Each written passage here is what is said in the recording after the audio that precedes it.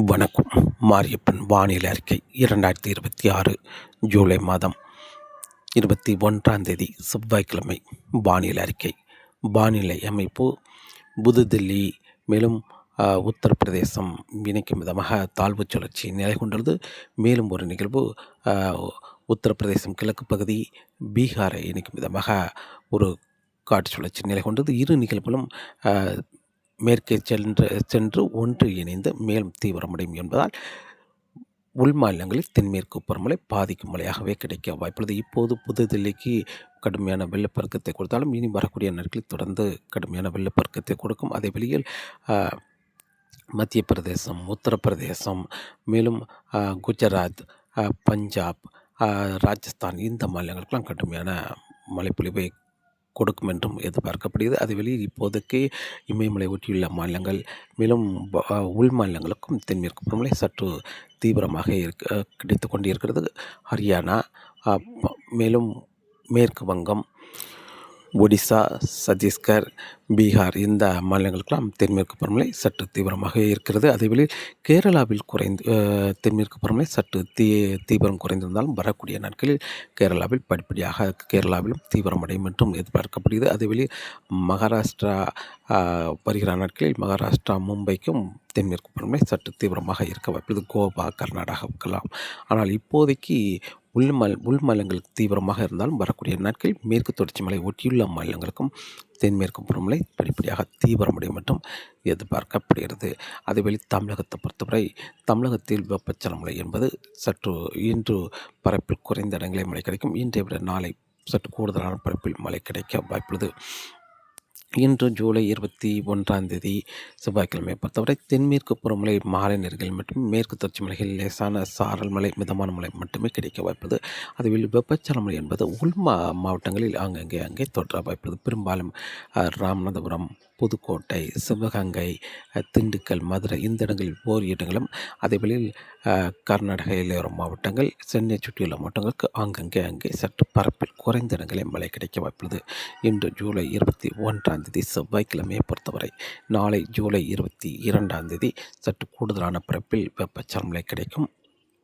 அதேவேளையில் தென்மேற்கு பருவமழை மேற்கு தொடர்ச்சி மலை கேரளாவில் மட்டுமே மாலை நேரங்களில் மட்டுமே சீராக தொடர வாய்ப்புள்ளது. அதாவது லேசான முதல் மிதமான மழையாக கிடைக்க வாய்ப்புள்ளது.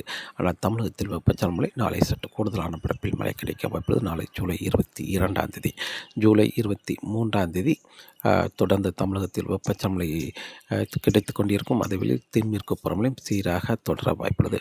அதேவேளையில் ஜூலை 24 மேலும் ஒரு நிகழ்வு மேற்கு வங்கத்துக்கு வரும் என்பதால் தென்மேற்கு பருவமழை சற்று அதிகரிக்க வாய்ப்புள்ளது. ஜூலை 24 விட 25 கணவாய் பகுதிகளுக்கு சாரல் மழை கொடுக்கும் அளவுக்கு சற்று அதிகரிக்கும்.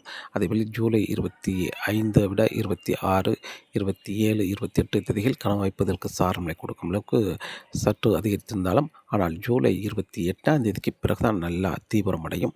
அதாவது மேற்கு தொடர்ச்சி மலை ஒட்டியுள்ள மாவட்டங்களுக்கு முன்னேறி வந்து சாரல் மழை கொடுக்கும் அளவுக்கு தீவிரமடையும். ஆகஸ்ட் முதல் வாரத்திலெல்லாம் நல்லாவே தீவிரமாக இருக்கும். அதேபோல் தமிழகத்திலும் தொடர்ந்து வெப்பச்சலன மழை அங்கே இருந்து கொண்டே இருக்க வாய்ப்புள்ளது. ஒரு நாள் சற்று குறைவாகவும் ஒரு நாள் சற்று கூடுதலாகவும் இருக்க வாய்ப்புள்ளது. ஆனால் ஜூலை 26 பிறகு தமிழகத்தில் வெப்பச்சலன மழை இப்போது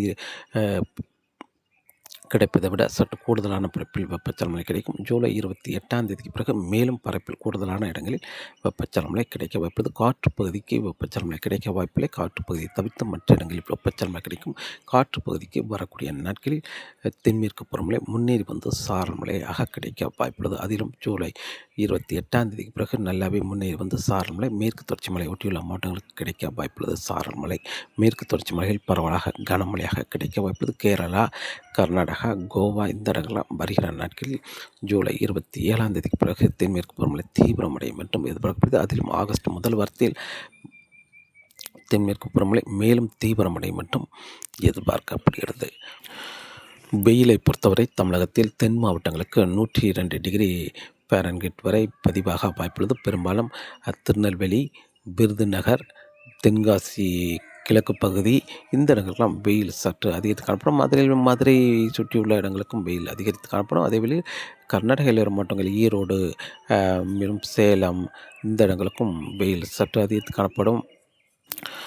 மத்திய மாவட்டங்களுக்கும் சற்று 100 டிகிரி ஃபாரன்ஹீட் வரை பதிவாக வாய்ப்புள்ளது. திருச்சி, அரியலூர், பெரம்பலூர், கரூர் இந்த இடங்களுக்கும் 100 டிகிரி ஃபாரன்ஹீட் வரை பதிவாக வாய்ப்புள்ளது. அதேவேளை வேலூர் மாவட்டத்திலும் வெயில் சற்று அதிகரித்து காணப்படும்.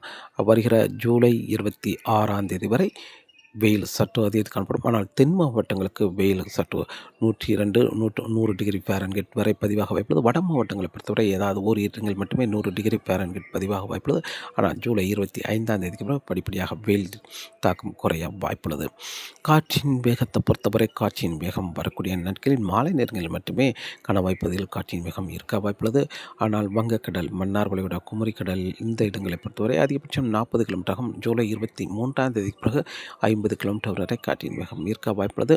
அதே வேளையில் கடல் அலை சற்று சீற்றமாக வருகிற நாட்களில் சற்று கடல் அலை சீற்றமாக இருக்கும். அதாவது ஜூலை 26ஆம் தேதிக்கு பிறகு குமரிக்கடல், மன்னார் வளைகுடாவில் கடல் அலை சற்று இப்போது இருப்பதை விட கடல் அலை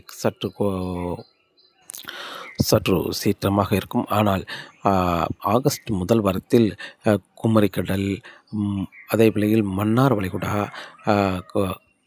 வங்கக்கடல் ஆழ்பகுதி இந்த இடங்கள்லாம் கடல் அலை சற்று வலுவாக இருக்கும் என்றும் எதிர்பார்க்கப்படுகிறது. மீனவர்களுக்கு மீன்பிடிக்க சற்று சவாலாக இருக்க வாய்ப்பது. காற்றின் வேகமும் சற்று அதிகரித்து காணப்படும். ஆகஸ்ட் முதல் வாரத்தில் கடல் அலையும் சற்று சீற்றமாக இருக்கும் என்றும் எதிர்பார்க்கப்படுகிறது. தொடர்ந்து வானிலை அறிக்கையோடு இணைந்திருங்கள். மீண்டும் சந்திப்போம். நன்றி, வணக்கம்.